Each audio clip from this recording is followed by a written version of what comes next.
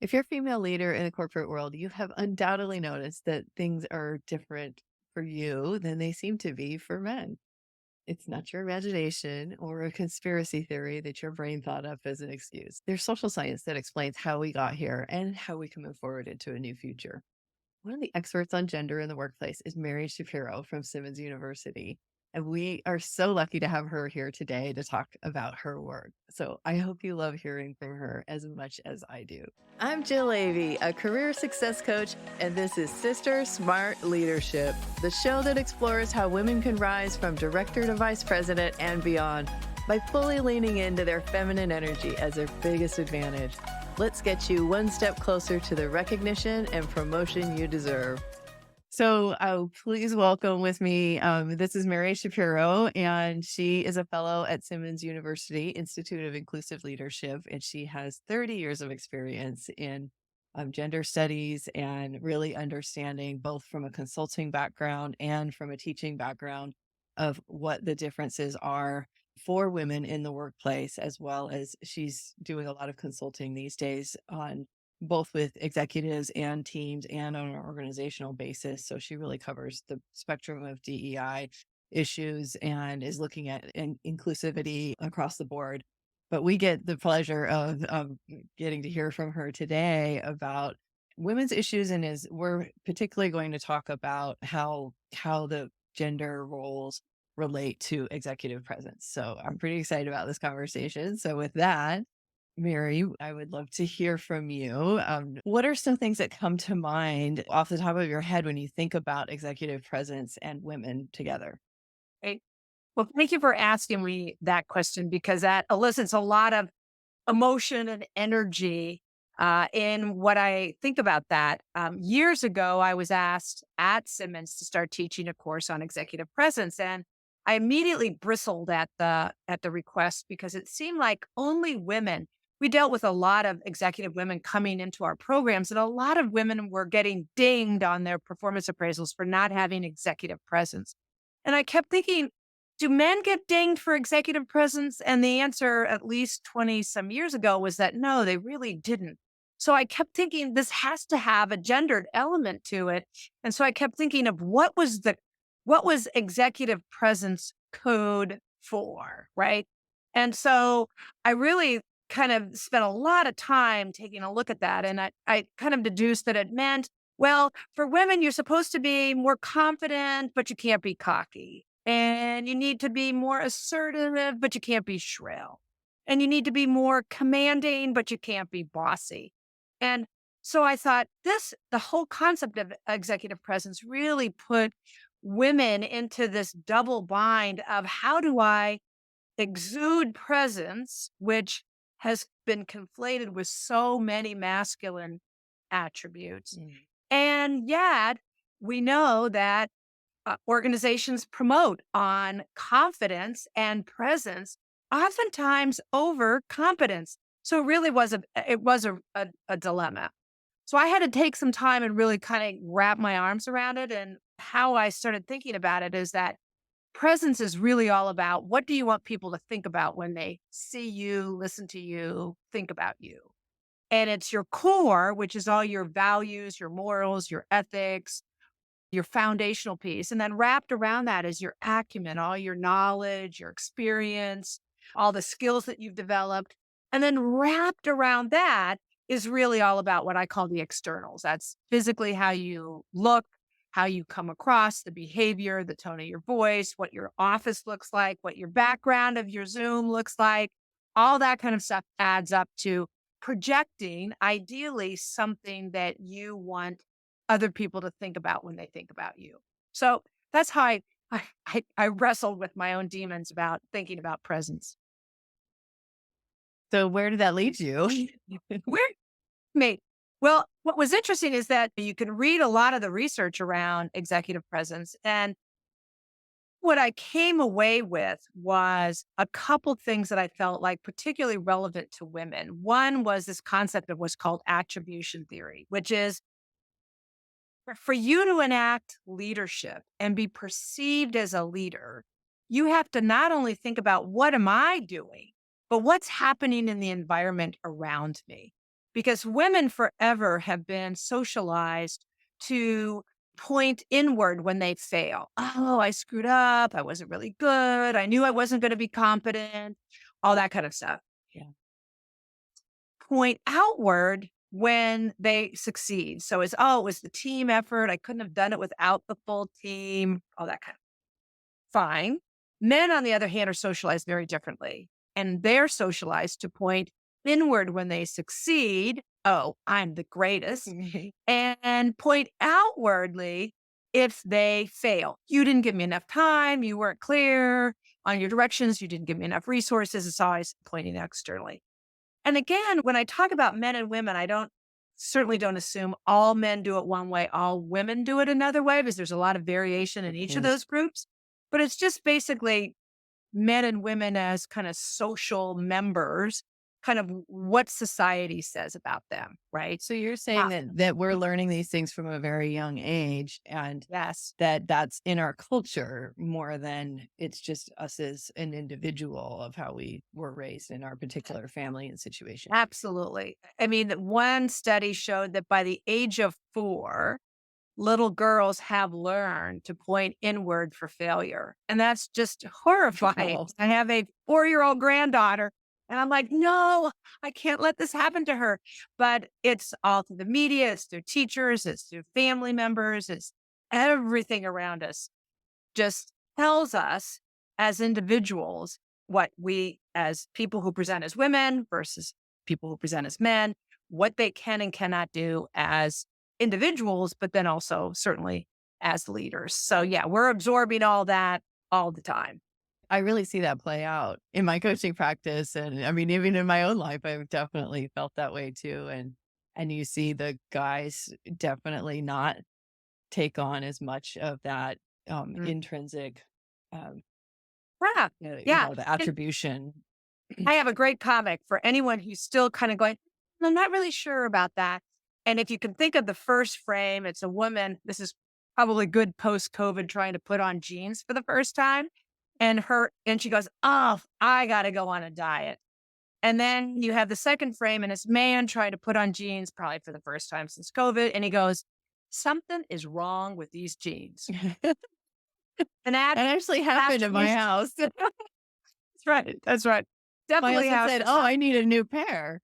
It wasn't anything wrong with him, you know? That's yeah, but what by something's wrong, I gotta go on a diet means I don't get to go shopping for the new jeans. Right. So there's something wrong Oh, there. But it really exactly. does reinforce the idea that we have to always think of leadership in two contexts. One is what does society tell us about leadership? And then what does your own organization tell you about leadership? Because some organizations may be very different than what society says in general, and then others Mhm. may replicate because we're all members of this society. Both men and women are getting all these messages that many organizations replicate the concept of what's happening, who can be leaders, and most of the messaging is men can, and who can't be leaders, and most of the messaging is that women can. We can dive in a little bit about what society says. Does that make Yes. sense? First, I wanna point Yes. out, though, something that I think is really interesting is that we all get these messages, so even women propagate some Yes. of these stereotypes and some of these biases. Yes, absolutely. And sometimes it's women, and I think we all probably have a woman in our career path that actually was more rigid in what she thought you could do or not as a woman and reinforced the social norms more severely than even her male colleagues. Yeah. So Yeah. we have to really watch another woman and just go, hey, she's leading and not impose what we have heard that society says what she can and cannot do. And Yeah. sometimes we're our own worst critics Right. of And each for other. clarity's sake, men have their own set of stuff, Yes, and often women will find it distasteful when they see a man cry, even though we encourage them to have feelings that's and things right. like that. And so it definitely it goes both That's right. directions for That's right. sure. Absolutely. Absolutely. Okay, so what are some of the other things that some of the Yeah. other biases that come in? So, what I wanted to kind of map out is some of the history and the research around how we've gotten to where today, even in this current year, messages from society still overwhelmingly conflate masculine traits with leadership. And that leaves women with feminine traits going, okay, how do I enact leadership as a result of that? So there's two factors that kind of have really significantly played in. One is who we have researched and we put out in history as leaders. And then two is who we see in leadership today. So historically, even though there's been always leaders, the actual research about leadership really didn't start beginning until about the early 1800s. And the scholars at that time kind of looked around and they saw who all was in leadership, and it was all men. And they came up with a really snappy title for a theory called the great man theory of leadership. And the idea was that was these great men would really drive historical outcomes. And so they looked at what were the traits that were required to be a leader in the early 1800s. And not surprisingly, it included things like it was always good to have a good family name. So that was one. But the other was you had to be decisive and autocratic and aggressive and ambitious.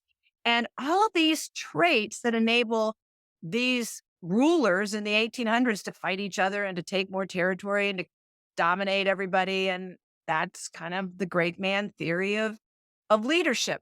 So you fast forward through years and years and years, and some of those traits have stayed sticky It in really terms of has. how we still describe leaders, right? The other thing that I just want to, before I get back to talking about some of the traits, is we don't even need to talk about the second factor of when you look out into today's society, who dominates in the leadership fields, right? Even though women have made a lot of progress, you still look at the Fortune 500, you still look at the members of Congress, you still look at even many of our leaders in civic organizations and nonprofits, and even in the leaders in academia, oftentimes are still men. So that just, even that is a subtle message that tells young girls moving into thinking about what they want to do to see that leadership isn't something that is really available to somebody that looks like me. So Right. that the absence becomes a very strong message as well. Yeah. So And I've noticed that even in heavily female roles like nursing or marketing, even when you get up to the top, then it turns to men in the leadership roles. And it's yep. still the same as everywhere else, you Yeah. know? Yeah, absolutely. I mean, you go to your kid's grade school and the principal is a man oftentimes, and Yeah. everyone else are women that are doing all the teaching and the heavy lifting of actually educating and taking care of our kids. So, yeah. Yeah. So I did want to share a couple things around the traits because as a listener to this, you should be thinking about what traits would you use to describe yourself in your leadership? And by thinking about that, as I talk about kind of how those traits have shifted or not shifted over time, you'll start getting a picture of how no wonder I struggle with whether it's a certain group of people or like Jill, like you said, I might struggle with women if I have a lot of masculine traits. Or so it will give you an indication of how much in alignment or non alignment you are with these general social messages that are coming to us. So if we start back in 1974, a scholar named Sandra Bem basically had a list of 60 some traits, and she asked hundreds of people and then thousands of people. And since then, it's broadened out even more. Which traits are more desirable for men or women to enact? And what she found As back leaders. as leaders, yes, yeah. And what she found is that women were expected to be affectionate, sympathetic, gentle, sensitive, supportive, and kind. And then it was more appropriate, it was more desirable. That was the language she used, the more desirable for men to enact traits like being competitive, daring, adventuresome, aggressive, dominant, right? And so Two what very different, those are really different feelings yeah, about the culture that you would create if you were that type of leader. They're quite Very strikingly different. different, you Yes, know? yes.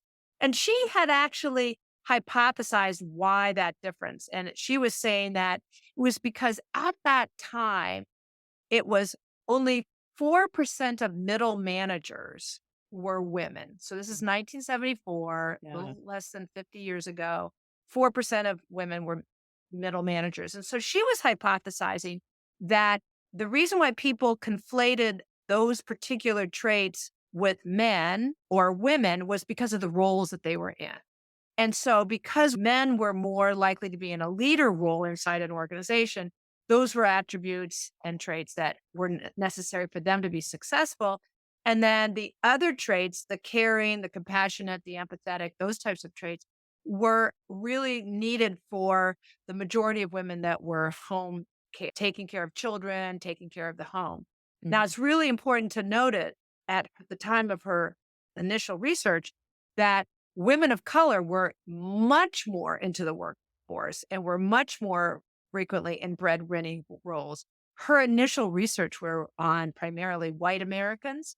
And yet, even those women of color were not in those leadership positions in the Mhm. middle managers.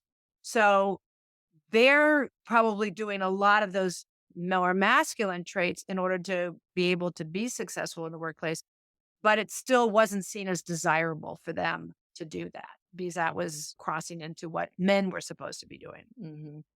So she had hypothesized that as the mix of what men and women do in terms of the roles that they play, rather than being like these polar opposite traits, more and more traits would become what she called androgynous, meaning that they would be desirable for both men and women to execute. Mhm. And so there wouldn't be a penalty that, oh, if a woman's doing being a being competitive, for example, it would be seen as not appropriate, right? So I wanted to find out whether or not almost 50 years later, so in 2015, I did a study of about 600 women at a Simmons University conference and asked them essentially the same question that Sandra Bem did. And here's a bunch of traits. What's more desirable for men and what's more desirable for women? And so And we think that we would have come a very long way since yes, 1974, 50 years ago. I mean, leadership has changed a lot since then. yep, And 50% of middle managers were now women. Now, at the time, 2015, still only like 3% were CEOs, yeah, right? So yeah. that's the next frontier, right? But you So were that mostly talking to middle managers in this? Yes, I was talking to mostly middle managers and upper middle managers, but again, they were reflecting on the messaging that they heard, right? They Yeah. didn't necessarily believe that, for example, my findings found that yes, men still need to be risk taking and ambitious and assertive and aggressive. And women still needed to be cooperative and friendly and warm and kind and things like that. It wasn't necessarily that they believed that, but they just said, "This is what society is telling me is more desirable." So Yeah, what you just said is that I in know. in 50 years, it really didn't change. No, no. Yeah. The only a couple traits moved to androgynous, and those traits included 3 masculine traits became more androgynous, meaning that women could do being decisive, disciplined, and rational. Mm, And then only one feminine trait moved to androgynous, and that was loyalty. So, mm, yes. So there were several takeaways. One, I was really sad to see that in 50 years' time, there wasn't that much of a shift. And listeners can be thinking about kind of what are all the messaging and what's the source of that messaging, right? And you look mhm. everywhere and there's still this very competitive, assertive, super masculine. Some people call it toxic masculine on one side, way at the one extreme, not Mhm. that all men execute that. And then on the other side, women are still expected to be nice and passive and relationship focused and taking care of. I mean, I don't know about you, but I get overwhelmed over the number of advertisements about beauty products and things like Mhm. that. And that's still the domain primarily for women. I have a couple takeaways from the research that I did. One is that it definitely leadership, as you said, Joe, is still conflated with masculinity, and it's primarily white masculinity. And white masculinity is not saying that all white men do it this way. It just says, in general, the culture that is dominated, the messaging is dominated by white men. But the concept of white masculinity says, all right, yes, if you're going to be a leader, you need to be competitive, assertive, aggressive, a risk taker, all those types of things. Mhm. The other message is that it's not, the message isn't, okay, if I'm a woman and I want to be a leader, I should take up more masculine behaviors and I should hide my own feminine behaviors, because you can imagine how that turns out, right? And we can all think of women, whether it's in our own organizations or in the public space, that have taken up really significant masculine behaviors, and they tend to not be successful in Yeah, and terms I of think getting that's an important point because in my era, a lot of the women that I came up with, that's what we did to be Mhm, successful was we I was in sporting goods and I could kind of uh-uh, hang with the guys, but I was kind of a yep, tomboy yep, anyhow. And so yep, that did sort of work for me. But and I even thought that I would bring that into my executive coaching. And then I realized as I started to do my research as a coach, I realized no, no, no. There's a whole other way. And then yes, that doesn't work because you're not bringing your authentic self right, and you're not bringing your actual talent. You're trying to put on a right, facade and then you don't build trust as well because they could tell that they're not getting the real you. right, And as well, you're not performing as well as you could because it's not the real you either.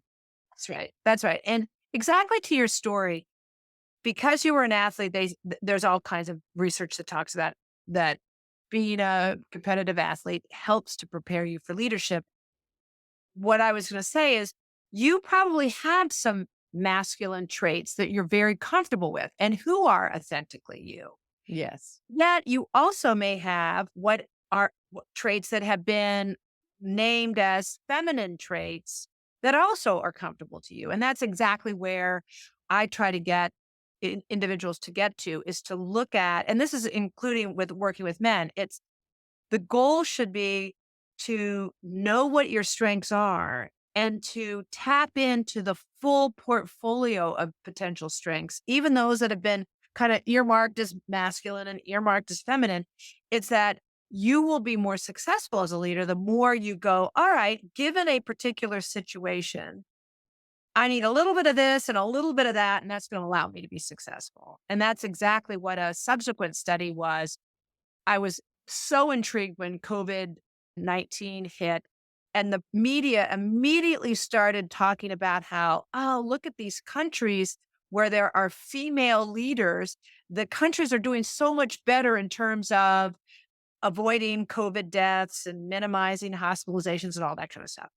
And as much as I was ready to go, yay, go women leaders, there was a part of me that also went, well, because they were a woman that enabled them to be successful, or was it something else? And what I found, even though I'm still always ready to root for women leaders, I found that what was happening with like a Jacinda Ardern in New Zealand or an Angela Merkel in Germany is that they were doing very task masculine focused behaviors, being really aggressive, shutting borders, putting all kinds of restrictions on things. That's very masculine. Take action, take care of the task. But they were also enacting many feminine characteristics of talking to their populations and talking in a way that was encouraging, and we're going to get through this and we're Mhm. all in this together. So they took care of both getting the job done, but then also taking care of the people Yeah. that were getting so severely impacted by this terrible disease. So it was really that them using both of those. That's really Um, great to hear that perspective. yeah. I was watching that really carefully myself, and I was wondering Mhm. what the real what the outcome was because I was it it changed over time as well. Yeah. Yep. Yep. We also did a study in the United States to see what was happening here. And what was interesting is that gender again didn't play out where, oh, states that were led by female governors did better. That wasn't the case. It was states where the governor executed both on the task, but then also took care of the social emotional needs of the people, which is oftentimes seen as the domain of women. They were the ones that did the best. But So it could there have been that men doing that and same it could have been behavior. men too. Right. Yep. Yep. Yeah. That makes Absolutely. sense. Yeah. Yeah. Yeah. So the other place where we get messaging is our organizations. And it's really important to recognize that inside our organization, there's a culture with rules of what does leadership look like, who can enact it, who gets rewarded for enacting it, who doesn't get rewarded for enacting it. And it's really important to recognize that no one started an organization with the explicit intention to disadvantage a certain percentage of the workforce, right? So, no, it wasn't a bunch of guys sitting around going, all right, let's set up norms of how do we reward behavior here in a way that's going to not let women lead or contribute. That intentionality was never there. And yet, Even what if it might feel like it sometimes. that's right. That's right. You might feel like, oh, yeah, there's some plotting against me. But it really is more likely that the organization just started with people that may have been from one homogenous identity group, like Mhm. men, and no one sat and said, okay, how do we want to run meetings? How do we want to do all these other types of things? But nevertheless, norms developed that worked for them, that made Mhm. sense for them. Yeah. And if you look at our largest organizations that all were kind of building in the 50s and the 60s, it was run by lots of men and oftentimes very much men that were coming back from whether it was Korea War Mhm. or Vietnam. And they brought that kind of military command and control top down. People at the top make the decisions and push them down. And that continues in many organizations to this day. And the challenge then is how do you, if you don't look like the people at the top of the organization, how do you wind up being able to lead when the organization is saying, yes, leadership is very masculine focused, it's decisive, it's aggressive, all those types of things. And in your wheelhouse, you may have a lot of feminine behaviors that really add value to the organization, but though it's invisible or it's misinterpreted and it's not seen as leadership. So that is always the challenge that we as women inside organizations face. Yeah. Exactly. And so how can we suss out if we have potential to be able to move up in our organization? What are the Yep. cues that would tell us which type we're in? Yeah. This is why I started out with asking listeners to think about how they attribute their successes and their failures is before you say, okay, I'm not successful because I'm incapable, is to exactly as you're saying, Joe, pay attention to what goes on inside your organization. And one is pay attention to what happens in your performance appraisals. One organization that was trying to couldn't figure out why they had 50% women at the entry level, but then as they went up, there became fewer and fewer women. And one of the words that they found that was only on women's performance appraisals was the word abrasive. And so it's starting to pay attention to the words. This is why the executive presence piece was such a thorn in my side, because that was always the all right, well, she's abrasive, so she needs some executive training, right? Mhm. Executive presence training, right? As opposed to, well, what is she doing that's abrasive? And that same behavior, how would it look like if a man did that behavior? And oftentimes it was she was persistent. She kept bringing up her idea because she knew her idea was really good, and she wouldn't take no for an answer. Well, for somebody else in a different body, that might have been seen as leadership and somebody with a strong vision and commitment and passion. Right. And then so paying attention to what constructive criticism that you're getting in your performance appraisal is one. The other is, I mean, the most obvious is to look at who your leaders at the top are. And as much as some people want to go, oh, it doesn't really matter that representation issue. If you can't see yourself at the top of an organization, then most likely that means that people who act like you do don't get promoted upwards. So that's another piece of it. And then the other is just kind of looking at what are some of the expectations. And these are the norms for how do we work together inside an organization. So, for example, if at a meeting, is it okay? Who gets heard? How does airtime get allocated? Is it a fight for airtime? Do people just talk over each other because whoever is the loudest voice win? Those are all attributes that are, again, conflated with masculine, loud, and direct. And that oftentimes people, as a woman, wouldn't even be able to follow those rules because she would be seen as pushy or bitchy Right. or something like that. Yeah. One really good example, also, and then I can stop talking about organizations, is what is the pace and the timing of work?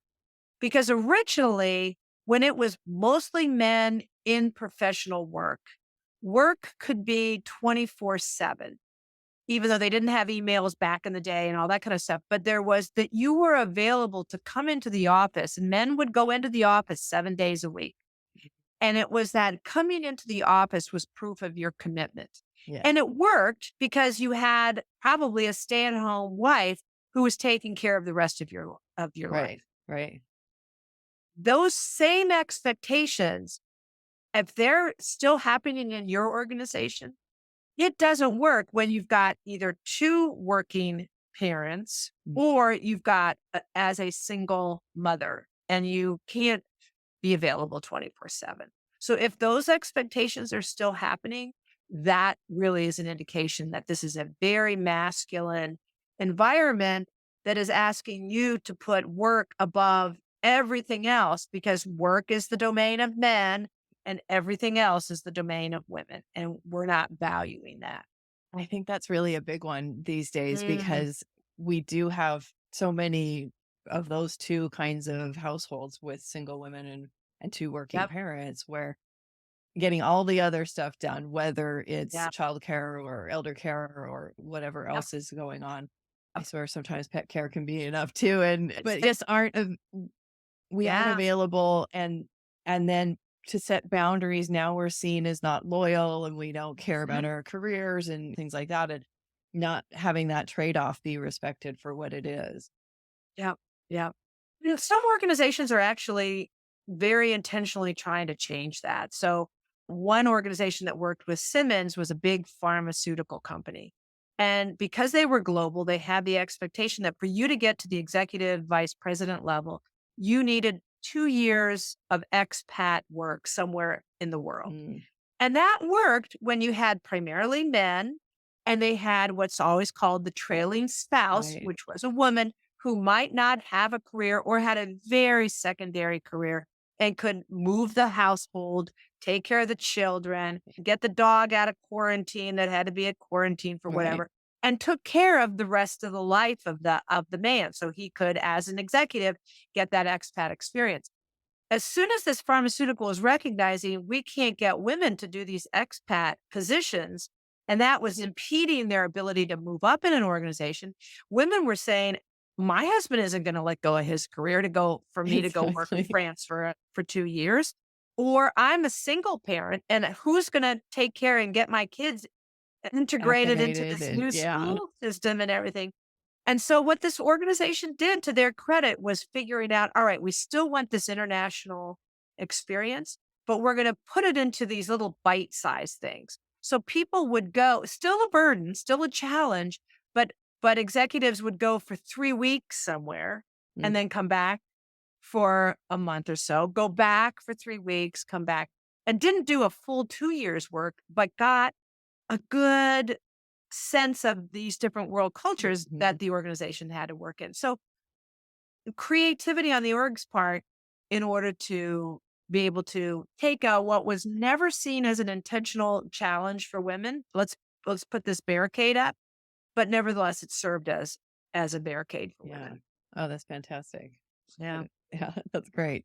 Now you have a framework of Yes. how to navigate some of this. Yes. Would you share So that with us? a big part of we can wait for organizations to really systematically try to figure out what's impeding women's progress inside their organizations. And many organizations legitimately want this to figure this out. But what I coach women to do, or anyone who is different than the majority culture inside an organization, is to recognize that by you trying to execute leadership, one is that you're challenging what I consider a very narrow definition of leadership. It's all these things over here that we've been saying, right? And what we're trying to do is change one on one, a person's idea around leadership, or it might be one on a department or a team or ultimately an organization, but to expand who can do leadership and what leadership can look like. So I counsel the idea around, if I'm going to lead, I want to lead from my strengths. I want to figure out of this whole portfolio of potential ways of leading, which ones are I'm going to take on in this moment for this situation so that I can be successful. So the organization can be successful, the team successful, whatever. Sometimes it might be a masculine behavior, sometimes it might be a feminine behavior, but either way, it's important for us to make sure that what we do is that we're essentially putting what I call a verbal frame on our actions. And it's essentially explaining what you're doing. And by doing that explanation, you are broadening people's narrow definition of leadership that we've all evolved to as a result of all the socialization that we've gone through. So it's called name, explain, and claim. And basically, naming is I'm going to tell people what I'm doing, and then I'm going to explain why I'm doing it, because oftentimes my strategic intent may be misinterpreted. For example, I might be trying to have people involved in a decision through a consensus decision making process. And because masculine wise, we're supposed to be decisive, me asking for input may be seen as I'm incapable of making the decision myself. So it could be I may be misinterpreted that I'm incapable of making the decision, or, oh, I'm just asking people because I want people to feel good about the decision and feel like they've been included. As if those are necessarily bad things, but at any rate. So I'm going to explain the why am I doing something. And then that way, and then I'm going to name and claim what the intended beneficial outcome is that I'm seeking. So let me give you an example. So there's an upcoming contract and that needs to be finalized with the vendor. And it's going to be critical to your company or your team or your supply chain for 5 years, right?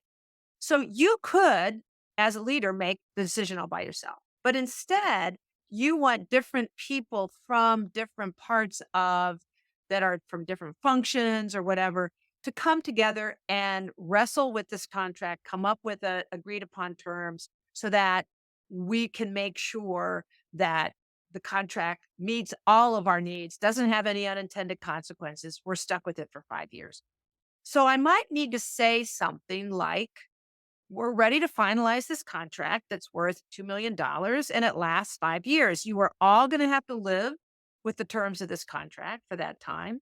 So to make sure that we have the most airtight contract possible with no unintended consequences, no unhappiness that, oh my gosh, this isn't working for our group, I've invited you all here to pick apart every clause based on your own functions perspective. And then we're going to come to an agreement on what this contract looks like. So it seems like, oh my gosh, so much extra work. Why can't Mm, I just invite people, say, hey, we're going to talk right. about the contract, come on in? In many cases, we can just do that because people already get who you are and they already see you as a leader. But this name, explain, and claim framing can be really valuable when you're dealing with new people that don't know who you are, that don't know that you're a fabulous leader, and or for people that you feel like, oh yeah, they think I'm too nice or I'm too squishy or I'm all the other weird words that oftentimes women's leadership gets attributed to. So yeah, so thinking about putting this verbal frame on top of doing good leadership, picking which trait you should enact in order to meet your goals. and then putting this verbal frame on it. Yeah, that's fantastic. I've seen this work with my clients as well. And I had one client who was working at this tech startup, and she'd worked for several other even huge companies, and she kept getting told that she didn't lead right and she needed to lead like the guys did. And so she would end up quitting because it didn't work for her to try to do it like them, but Mhm, it worked really well for her to do it her way. And she was on her third job when she started with me, and she wanted this one to work because she really liked this company. And mhm, so through my program, she was able to get the naming and explaining part down and claiming that as mhm, well. She did this whole process without having those words for it. And mhm, when she could start to understand herself what she was doing and why she was doing it, then she could communicate that out. And it resulted in her getting promoted twice in 1 year. And all of a sudden, so much wow. more respect for how she was leading her team and why it was running so smoothly, rather than that being maybe a fluke or who knows Yes, what they were that's right. attributing it to before, you That's know? right. Yep, yep. But that's a great example also of taking the risk to be authentic, but then helping other people to see how your authentic leadership is actually going to be successful in terms of reaching the outcomes that the organization wants, right? And it's not that you're criticizing, because when she's being told you're not doing leadership right, it would have been great if she had asked, well, what does right look like? And is that something that as a woman I can do, even though that makes it for a really challenging conversation or an uncomfortable conversation? Or it could be, I'll try that and you can let me know how it was received. Hmm. But it is you not criticizing others, but saying, I need to do it in a way that makes sense to me and it's authentic to me. Because, Jill, as you started off the segment, talking about how that's how we build trust, how other people come to trust us because they know who we are. And we're leading from that, from where we are. Absolutely. I love that. Oh, I could keep talking for another few hours with you, but I know that we have to let you go. And so thank you so much for discussing this with us, and to bring your name, explain, and claim framework as well. And so Mhm. much background and history. I love I love going back to the 1800s and to see how much of our culture is Huh. still actually operating on these things that have come from this. There's through lines from hundreds of years ago, Yeah. and Yeah. culture's deep and it doesn't change easily, and we're all working to do that. So thank you so much for all the work that you do with Simmons, and Great. it's been a pleasure to have you here with Great. us. Thank you. It's always great to talk about this because I'm I just feel like we're going to change leadership one person at a time, right? Yeah. We're going to expand leadership. That's Yeah. yeah, great. Yeah, Thank you, Jill. absolutely. Thank Great. you. So if you want to improve your executive presence, let me know in the comments if you can relate to any of these issues that Mary and I have been talking about. Have you ever been told or heard of another woman being told that you are too abrasive? How do you balance your feminine and masculine leadership traits? And what can you name, explain, and claim in your company? Let us know in the comments if you're joining us on YouTube. If you'd like to learn more about how to increase your executive presence, download our Executive Presence Guide for Women Leaders, 10 strategies for commanding the room. Each one is something that you can implement today, and the link is below in the show notes. As well, if you want to dive deeper into women's leadership and how to move up in your career, subscribe either on YouTube or wherever you listen to your favorite podcasts. I'm on a mission to help more women get into leadership and stay there. And if that's aligned with you, I'd love to have you be part of this community and tune into more episodes on SisterSmart Leadership that will support you in becoming the leader you want to be. If you're ready to fully lean into your feminine leadership and get promoted from director to vice president and beyond, hit that subscribe button so you'll get all the episodes to come. And check out the recommended video here to see how women are rising up without playing by the old rules that built these male-dominated industries and systems.